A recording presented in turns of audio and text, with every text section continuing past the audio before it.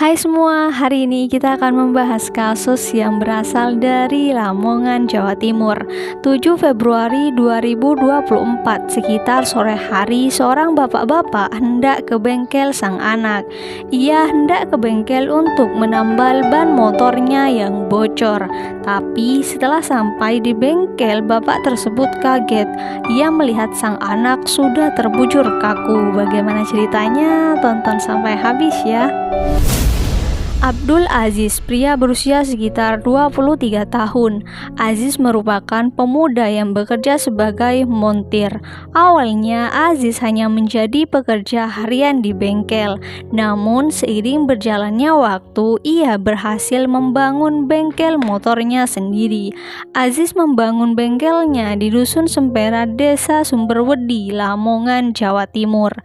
Bengkelnya itu tidak dikelola Aziz sendirian, melainkan ia dibantu juga oleh sang ayah. Nur Fadilah alias Didi Manggala, perempuan berusia sekitar 27 tahun. Nur Fadilah tinggal di Kecamatan Deket, Lamongan. Nur Fadilah, perempuan tomboy ini, bekerja di salah satu kafe, yaitu Kafe Maharani yang berada di Lamongan.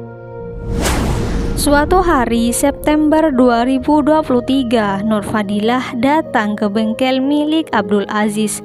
Nur Fadilah memperkenalkan dirinya kepada Aziz sebagai Didi Manggala. Aziz pun tidak pernah menaruh curiga karena ia mengenal Nur sebagai laki-laki tulen. Hingga pada akhirnya karena cukup sering ke bengkel, hubungan Aziz dan juga Nur Fadilah mulai akrab. Dari sinilah Aziz meminta ingin dikenalkan dengan seorang perempuan. Perempuan tersebut bekerja sebagai LC. Ia bernama Nikta dan merupakan teman dari Nur Fadilah. Awalnya Nur Fadilah mengira obrolan tersebut hanya berupa candaan saja, namun ternyata itu merupakan obrolan serius.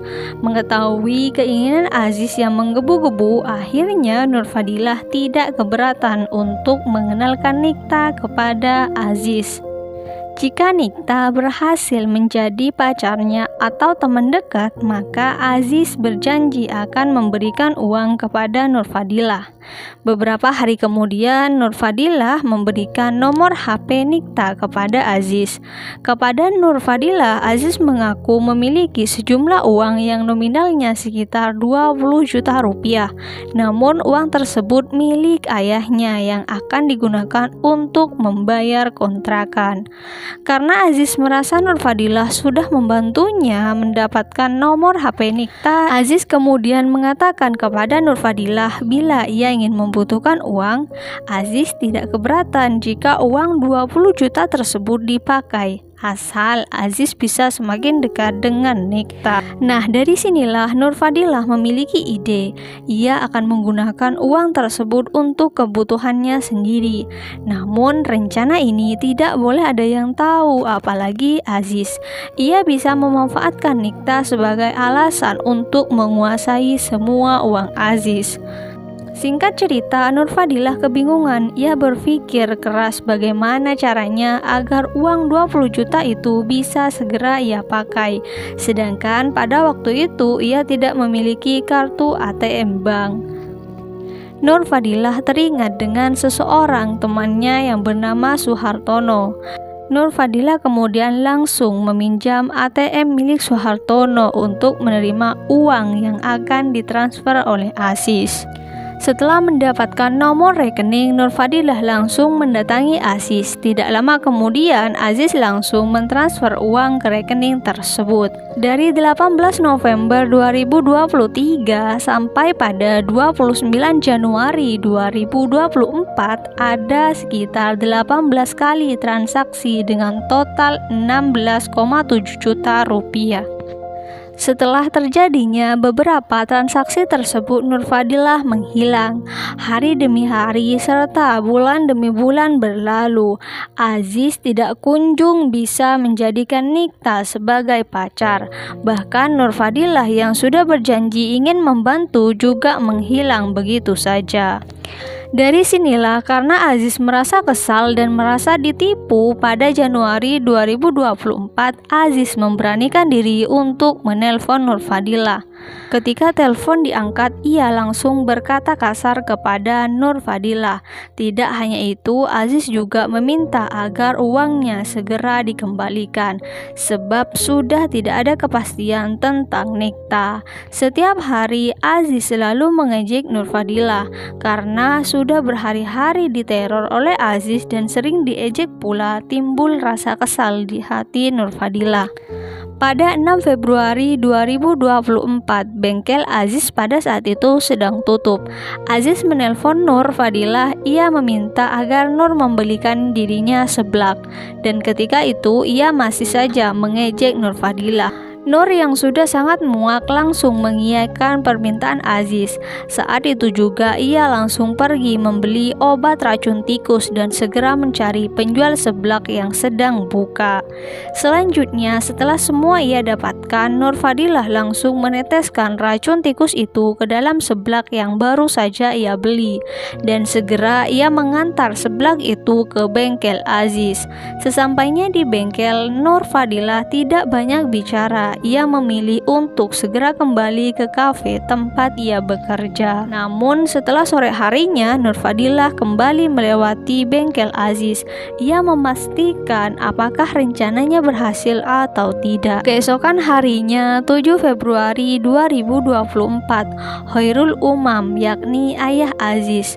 Ayah Aziz datang ke bengkel. Ia ingin menambal ban motornya. Saat masuk ke kamar, ayah Aziz melihat anaknya dalam posisi sujud tergeletak tidak bergerak. Setelah dicek, Aziz sudah dalam kondisi kaku. Warga yang melihat kejadian itu segera melapor polisi. Polisi yang mendapat laporan kemudian langsung menuju TKP dan melakukan olah tempat kejadian perkara atau TKP. Tidak hanya itu saja, polisi juga melakukan visum luar pada tubuh Aziz. Hasilnya, tubuh Aziz tidak ditemukan tanda-tanda bekas kekerasan apapun. Pada saat itu, orang tua Aziz menolak untuk dilakukan otopsi dan menerima saja kejadian tersebut. Mereka menganggap kejadian yang menimpa Aziz sebagai musibah dengan membuat surat pernyataan bermaterai. Aziz kemudian dibawa pulang untuk dimakamkan di Jombang.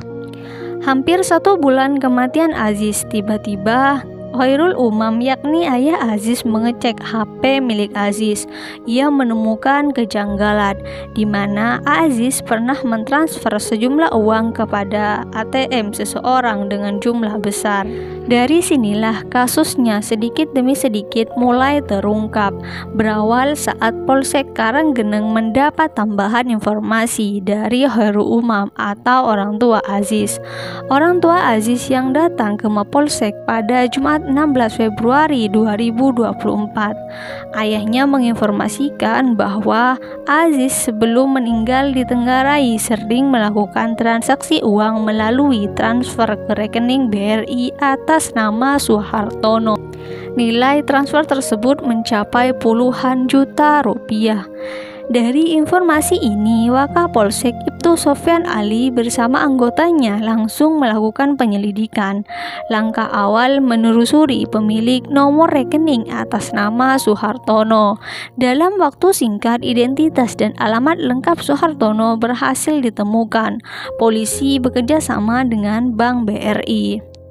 Selanjutnya, polisi meminta keterangan dari Suhartono dan ternyata ia mengaku jika rekening tabungan BRI miliknya dipinjam oleh seorang berinisial Nur Fadilah alias Didi Manggala, perempuan tomboy berumur 27 tahun. Mendengar keterangan tersebut, polisi segera mencari informasi tentang Nur Fadilah.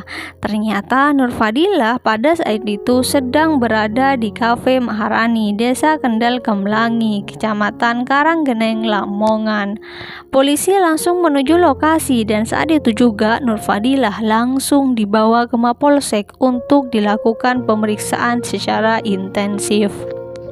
Singkat cerita, setelah beberapa jam melakukan interogasi dengan Nur Fadilah, ia akhirnya mengaku juga dengan terus terang bahwa dialah yang telah membunuh Aziz dengan cara memberi Aziz makanan seblak yang sebelumnya sudah dicampur dengan racun tikus cair. Nur Fadilah mengaku terpaksa melakukan ini karena tidak tahan lagi dan juga jengkel. Nur Fadilah terus-terusan ditagih oleh Aziz untuk mengembalikan uang.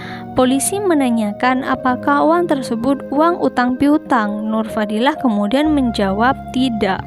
Uang yang dikirim Aziz kepadanya sebenarnya merupakan uang jasa yang dimintanya, yakni uang jasa terkait ia menjanjikan kepada Aziz akan membantu Aziz agar bisa dekat dengan temannya yang bernama Nikta.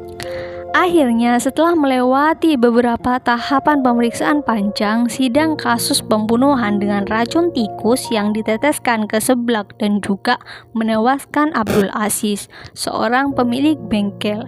Nur Fadilah alias Didi Manggala, perempuan berusia sekitar 27 tahun ini, asal Lamongan, divonis Majelis Hakim Pengadilan Negeri Lamongan dengan hukuman 18 tahun penjara. Ketua Majelis Hakim Olivia Arin Rosalinda Taupan menyatakan bahwa Nur Fadilah terbukti secara sah melakukan pembunuhan berencana. Dalam dakwaan primer Jaksa Penuntut Umum pasal 340 KUHP, Majelis Hakim memiliki sejumlah pertimbangan, diantaranya Nur Fadilah menyamar dari cewek ke cowok dan membunuh Abdul Aziz secara keji. Cara membunuhnya pun sangat tidak manusiawi, serta Nur Fadilah tidak pernah terjerat kriminal hukum sebelumnya.